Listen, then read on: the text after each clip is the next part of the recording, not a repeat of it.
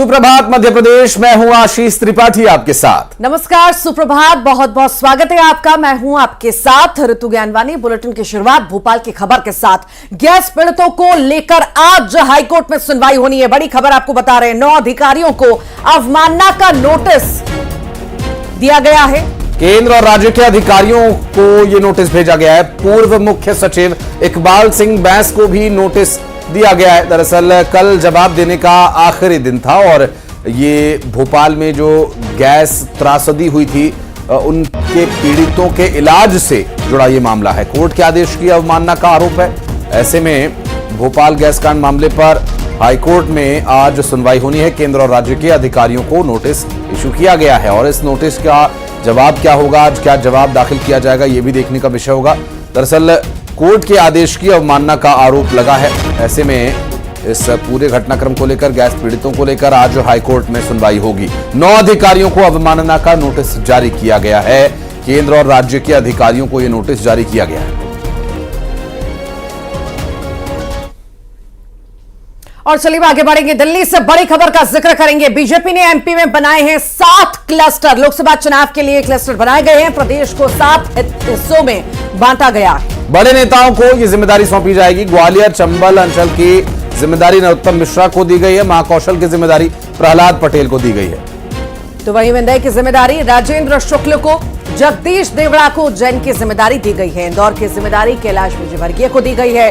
भूपेंद्र सिंह का जिक्र करें तो उन्हें सागर की जिम्मेदारी मिली है। भोपाल की जिम्मेदारी विश्वास सारंग को मिली है। तो 7 क्लस्टर 7 भागों में बांटा गया है और अलग अलग जिम्मेदारियां अलग अलग संभागों की बांट दी गई हैं। अब पूरी तरह से कहीं ना कहीं चुनावी मोड में बीजेपी आ चुकी है और क्लस्टर्स बना करके लोकसभा की जिम्मेदारी दी गई। प्रदेश को 7 हिस्सों में बांट करके बड़े नेताओं का जो प्रभाव है, जिस तरह से ऋतु विधानसभा चुनाव में हमने देखा था कि केंद्र के मंत्रियों को विधानसभा का चुनाव लड़वाया गया और उनके प्रभाव का इस्तेमाल अलग अलग विधानसभा क्षेत्रों में किया गया। तो ये लोकसभा चुनाव के लिए भी जो स्ट्रैटेजी बनाई गई भारतीय जनता पार्टी की तरफ से कितनी कारगर होगी देखने का विषय होगा। क्योंकि पहले शिवराज सिंह चौहान कह चुके हैं कि 29 में से 29 सीटें जीतकर भारतीय जनता पार्टी के बड़ा चेहरा प्रधानमंत्री नरेंद्र मोदी के गले में माला पहनानी है और लोकसभा के लिए क्लस्टर्स बनाए गए हैं। जिम्मेदारी दी गई है बड़े नेताओं को। और बढ़ते हैं आगे इंदौर से खबर, जहां अतिक्रमण पर बुलडोजर चलाया गया। रानी पैलेस गीतानगर में बुलडोजर चला। तो कार्रवाई के दौरान यहां पर पुलिस की तैनाती भी रही। चंदन नगर क्षेत्र में अतिक्रमण हटाया गया। कुछ दिन से रिमूवल की कार्रवाई रुकी हुई थी और एक बार फिर से ये मुहिम की शुरुआत हुई है। बड़ी संख्या में प्रशासन भी मौजूद रहा। जैसे कि हम हमेशा देखते हैं कि कई बार अतिक्रमण हटाने के लिए टीम पहुंचती है तो हंगामे की तस्वीरें भी हमें देखने को मिलती हैं। इस लिहाज से प्रशासन की टीम को भी यहाँ पर तैनात किया गया। कुछ समय पहले इसकी शुरुआत हुई थी, अतिक्रमण हटाने की शुरुआत हुई थी, पर बीच में इसे रोक दिया गया था। अब जो है एक बार फिर से रिमूवल की कार्रवाई शुरू की गई है। मुहिम ये शुरू की गई है। अवैध तरीके से या अमानक स्तर पर जो भी निर्माण कार्य हैं उन्हें ध्वस्त किए जाने का काम किया जा रहा है। अतिक्रमण पर एक्शन जारी है और ये कार्रवाई के दौरान वहां पर आप देख सकते हैं कि पुलिस की भी वहां मौजूदगी थी, चूंकि कुछ लोगों के द्वारा विरोध जताए जाने की भी आशंका थी और जो निर्माण कार्य यहाँ पर हैं जिनमें पैमाना प्रशासन के अनुसार नहीं है, उस पर कार्रवाई की गई। और रतलाम का जिक्र करते हैं, जहां पर भोजनालय में आग लगी, भीषण आग लगी। पहली मंजिल पर यह आग लगना बताई जा रही है। दरअसल श्रीराम दाल बाटी भोजनालय में आग लगने का मामला सामने आया। दमकल ने आग पर काबू पाया। धान मंडी क्षेत्र में ये भोजनालय स्थित है। तस्वीरें हम अपने दर्शकों को दिखा देते हैं। ऋतु देखिए, तस्वीरों में आप देख सकते हैं कि धुआं और आग की लपटें वहां से उठती हुई दिखाई दे रही हैं। हालांकि गनीमत यह रही कि वक्त रहते आग पर काबू पा लिया गया। आग को ज्यादा फैलने से रोका गया। पहली मंजिल पर यह आग लगी थी तो एक जो पहुंच थी वो थोड़ी सी सुविधाजनक थी, तो ऐसे में आग पर काबू पाने में ज्यादा समय नहीं लगा। आसपास कई सारी दुकानें हैं, शोरूम है और अगर थोड़ी सी भी आग और भड़कती यहाँ पर लापरवाही और बढ़ती जाती या थोड़ी भी देरी आग बुझाने में की जाती तो आसपास की दुकानों को भी ये अपनी चपेट में ले लेती और कहीं ना कहीं बड़ा हादसा, बड़ा नुकसान यहाँ पर हो सकता था, पर समय रहते इस पर काबू पा लिया गया। ये तस्वीरें रतलाम की हैं, जहां पर पहली मंजिल पर आग लगी और देखते ही देखते धुएं का गुबार उठने लगा। हालांकि राहत की बात, वक्त पर काबू पा लिया गया। और बढ़ते आगे, इंदौर में पुलिस के हत्थे एक शातिर चोर चढ़ा है। दरअसल बिना ताला तोड़े ये चोरी की वारदातों को अंजाम दिया करता था। शातिर चोर कोई भी ताला कुछ सेकंड में खोलने में माहिर है। अपने साथ लेकर घूमता था चाबियों का गुच्छा। पुलिस ने चोर से लाइव डेमो भी कराया। रायसेन का रहने वाला है ये आरोपी, नाम है इसका दुर्गेश। चोरी का लाखों रुपए का माल भी इससे बरामद किया गया है। एरोड्रम पुलिस को बड़ी सफलता इस मामले में मिली है। तो शातिर चोर है ये, एक्सपर्ट है ताला खोलने का, बिना ताला तोड़े ताला खोल देता है। और इसका डेमो भी पुलिस ने लिया है कि आखिर किस तरह से ये ताले खोला करता था। इंदौर में शातिर चोर पुलिस के हत्थे चढ़ा है। और वो डेमो की तस्वीरें भी अपने दर्शकों को हम दिखा रहे हैं। देखिए, पुलिस के सामने उसने ताले को खोलकर दिखाया और पहले तो वो आनाकानी करता था। आनाकानी करते हुए कहता है कि नहीं खुलेगा ताला। फिर पुलिस अधिकारियों ने थोड़े प्यार से उसे समझाया। उसके बाद उसने ताला खोल कर दिखाया और बिना ताला तोड़े, बिना कोई आवाज किए, बड़े प्यार के साथ, क्योंकि पूरा चाबियों का एक गुच्छा अपने साथ लेकर चलता था। मास्टर कीज जिन्हें कहा जा सकता है कोई भी ताला खोलने में माहिर। चोरी का सामान भी इसके पास से बरामद किया गया। तो शातिराना अंदाज में चोरी की वारदात को अंजाम दिया करता था।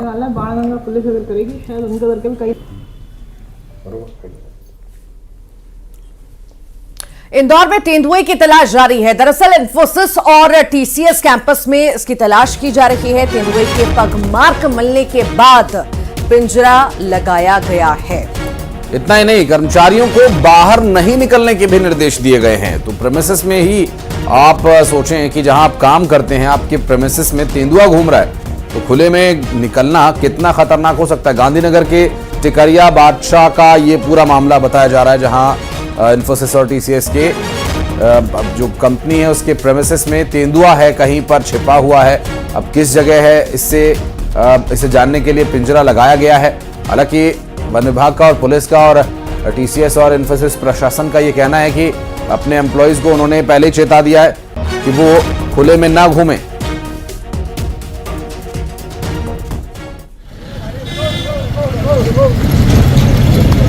तेंदुए के पगमार्क के बाद पिंजरा लगाया गया है और अगर कहीं कोई काम करता है, उसे ये पता चले कि उसके प्रेमिसेस में तेंदुआ घूम रहा है, तो फिर काम करना भी काफी मुश्किल हो जाएगा। जिक्र कर रहे हैं जहां पर तेंदुए की तलाश जारी है। इंदौर के आसपास के इलाकों में भी आपने देखा होगा, लगातार कुछ तस्वीरें सामने आई जहां पर बाघ का भी जिक्र किया गया कि ग्रामीण इलाकों में पहुंच रहे हैं और कहीं ना कहीं लोगों में डर है। तेंदुए का भी डर वहां पर लोगों में बना हुआ था। एक और वैसी तस्वीर हम यहाँ मान सकते हैं। हालांकि ये प्रेमाइसिस है, यहाँ पर इतने ज्यादा लोग जो नौकरी करने के लिए आते हैं, कहीं ना कहीं उनके अंदर भी एक डर का माहौल होगा। हालांकि अभी पिंजरा लगा दिया गया है, पर कहीं ना कहीं सफलता रेस्क्यू करने में अभी भी हाथ प्रशासन की टीम को नहीं लगी। हमारे सहयोगी इस वक्त हमारे साथ फोन लाइन पर है। मिथिलेश, तेंदुए को पकड़ने के लिए जो पिंजरा लगाया गया था, क्या अंदाजा है कब तक सफलता मिल सकती है? देखिए, लगातार सर्चिंग जारी है। अलग अलग जो तरीके होते हैं उन तरीकों से उसे ढूंढा जा रहा है। जिस तरह जैसे कल बुलाया गया था, ढोल बुलाए गए थे, शायद की आवाज से तेंदुआ डर के बाहर आ जाए। लेकिन जो पग मार्क यानी जो फूट मार्क है वो अब तक सामने आ चुका है। यानी ये कंफर्म तो हो चुका है कि तेंदुआ इस रूट से होकर गया है, क्योंकि पहले ये अंदाजा लगाया जा रहा था जब सूचना मिली थी कि शायद अंदर गया है। तो बाद में जब सर्चिंग शुरू की गई, फूट मार्क मिल चुका है, पिछला लगा दिया गया है। एहतियात के तौर पर निर्देश दे दिया गया है। जो टीसीएस और इंफोसिस के जो कर्मचारी हैं, बड़ी संख्या में लोग वहाँ काम करते हैं, वहाँ के जो गार्ड, उन्हें भी कह दिया गया है कि अगर जो गार्ड का रूम बना वो उसके अंदर है, जो लोग अंदर है वो अंदर रहे, रात को बाहर न घूमे। और जो पिछला हिस्सा है, क्योंकि कैंपस बहुत बड़ा है, पिछले हिस्से की तरफ बिल्कुल न जाए। तो वन विभाग की जो सर्चिंग है वो लगातार जारी है। सारे अधिकारी मौके पर ही मौजूद है। वन विभाग का कहना है कि बहुत जल्द उसके जो मूवमेंट है, मूवमेंट की आगे तलाश की जाएगी। अगर इसकी इस कैंपस के अंदर है तो उसे बहुत जल्द तलाश लिया जाएगा। लेकिन जब तक नहीं मिलता तब तक एहतियात के तौर पर सबको जो निर्देश दिए हैं, जो नियम तय है, उसका फॉलो करना होगा। क्योंकि तेंदुआ के फूड मार्क मिला है तो कहीं ना कहीं ये कंफर्म हो चुका है कि इस रूट पर या इस मार्ग पर आगे तेंदुआ गया हुआ है। नियम क्या बताएं, क्या किस तरह की एहतियात बरते जा रहे हैं प्रेमिसेस में? का पीछे वाला जो हिस्सा है उसे बैरिकेड लगवा के, जो वहाँ के जो गार्ड है, बैरिकेडिंग करवा दी गई है। पीछे की तरफ कोई नहीं जाएगा जो रात में ड्यूटी कर रहे हैं वो सिर्फ अपने चेंबर के अंदर, यानी जो उनका केबिन बना हुआ है उस केबिन के अंदर रहेंगे। और टीसीएस में और मल्टीनेशनल कंपनी में दिन रात वहां पे काम चलता है, तो जो आईटी के बंदे हैं, जो आईटी के कर्मचारी हैं, उन्हें ये कह दिया गया है कि आप जहां अंदर काम कर रहे हो वही करें, रात का मूवमेंट बिल्कुल ना करें। और जो भीड़ भाड़ वाला इलाका जहां से आपका आना जाने का मूवमेंट ज्यादा है, वहीं से आप लोग आए जाए, अपनी गाड़ियों को पार्किंग करें। बहुत बहुत शुक्रिया मिथिलेश जानकारी को साझा करने के लिए। और बढ़ते हैं आगे, उमरिया से बड़ी खबर। बांधवगढ़ के बकेली गांव में दहशत फैलाने वाली बाघिन को अब पकड़ लिया गया है। घर में घुसकर एक किसान पर हमला भी किया था। दहशत में थे ग्रामीण। लगातार वन विभाग की टीम रेस्क्यू कर रही थी और इसमें सफलता मिल गई। बाघिन को ताला जोन के एनक्लोजर में छोड़ा गया है। चिकित्सकों की निगरानी में अब बाघिन रहेगी। तो कैद में अब बाघिन आ चुकी है, जिसके लिए रेस्क्यू लगातार चलाया जा रहा था। कहीं ना कहीं ग्रामीणों में भय का माहौल लगातार बना हुआ था और वन विभाग की टीम सक्रियता से कहीं ना कहीं रेस्क्यू में जुटी हुई थी। सफलता हाथ लगी, कैद में बाघिन आ चुकी है।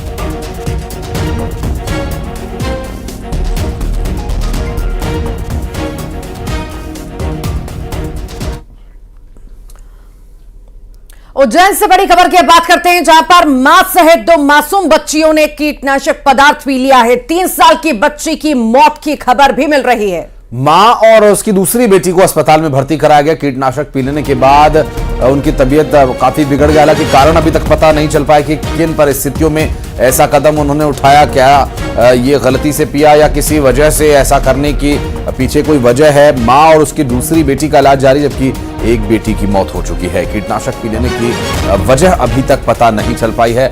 मां और उसकी 2 मासूम बच्चियों ने कीटनाशक पदार्थ पी लिया। 3 साल की बच्ची की अस्पताल ले जाते समय मौत हो गई।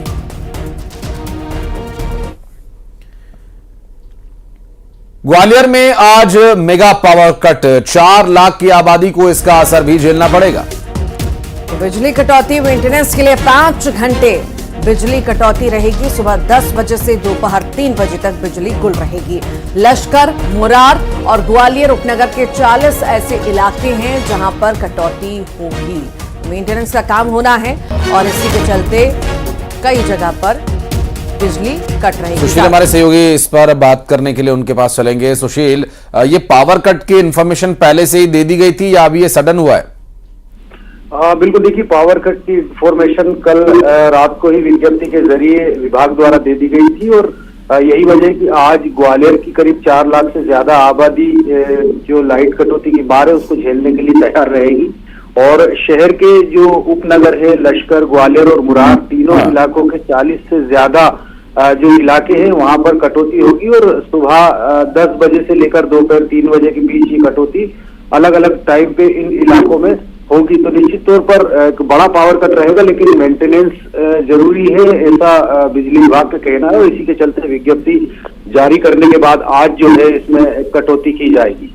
क्या इसके इफेक्ट्स हो सकते हैं पब्लिक के लिए, क्योंकि 5-6 घंटे पावर कट आज के समय में बहुत ज्यादा निर्भरता हो गई है बिजली पर?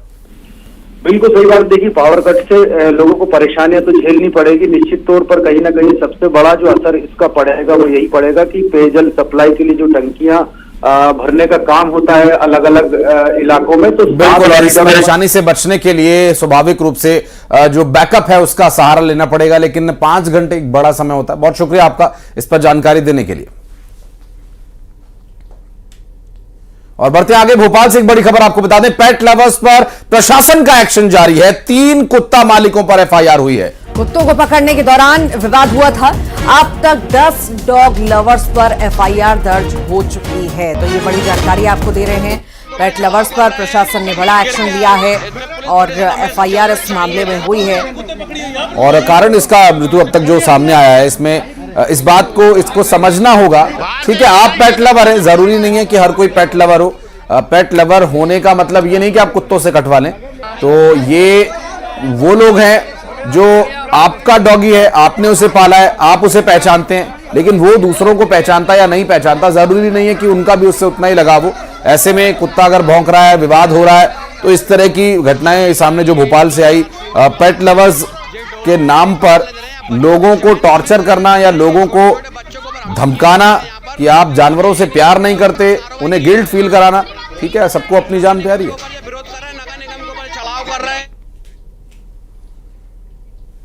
वहीं पर भोपाल में डॉग बाइट मामले में कमी नहीं आ रही है। उधर भोपाल महापौर ने भी हाथ खड़े कर दिए हैं। आज महापौर की अगुवाई में नगर निगम की आपको बता दें कल बैठक हुई थी और आज भी ऐसा हो सकता है कि बैठक हो। महापौर मालती राय ने बैठक के बाद कई बहाने बनाए। उन्होंने कहा कि नगर निगम आवारा कुत्तों पर जब कार्रवाई करता है तो पेट लवर्स बचाने आ जाते हैं, सो कॉल्ड पेट लवर्स, जिसका भी हम जिक्र कर रहे थे। अब सवाल यह है कि नगर निगम को ऐसे पेट लवर्स पर कार्रवाई करने से कौन रोका? यही नहीं, मालती राय ने अमले की कोई कमी की भी बात नहीं कही कि स्टाफ की कमी है या इक्विपमेंट्स की कमी है, उस ऐसी भी कोई कमी नहीं है। डॉक्टर की टीम है, फिर आवारा कुत्ते क्यों नहीं पकड़े जा रहे, ये भी बात है। महापौर ने 7 लोगों पर निगम के काम में बाधा डालने पर कार्रवाई करने की बात कही है। यही नहीं, महापौर ने मीडिया पर भी बात पर हंगामा खड़ा करने के आरोप जड़ दिए हैं।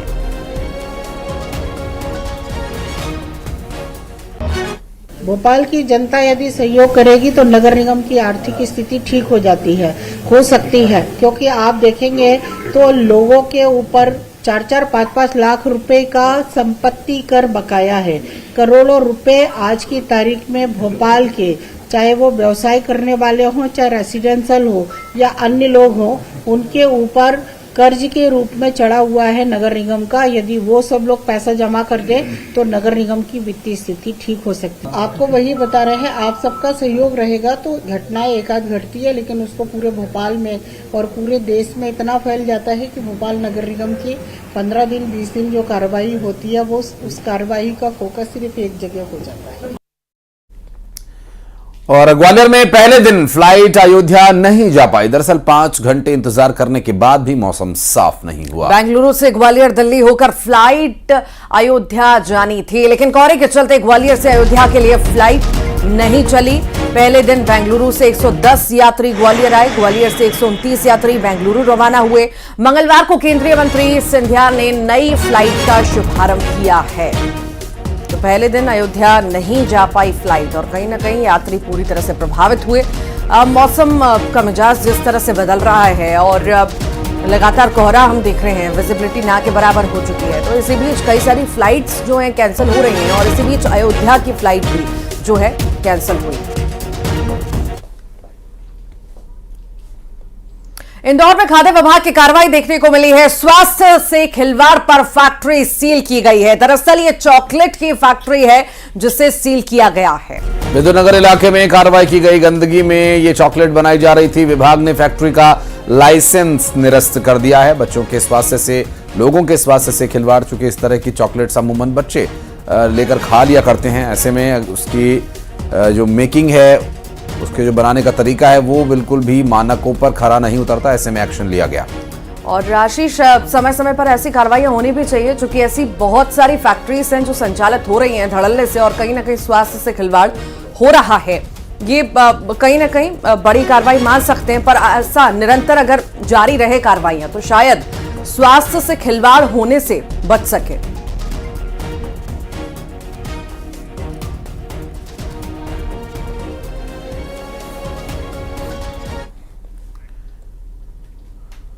और बढ़ते आगे, खबरें दिखाते हैं आपको 2020 अंदाज में।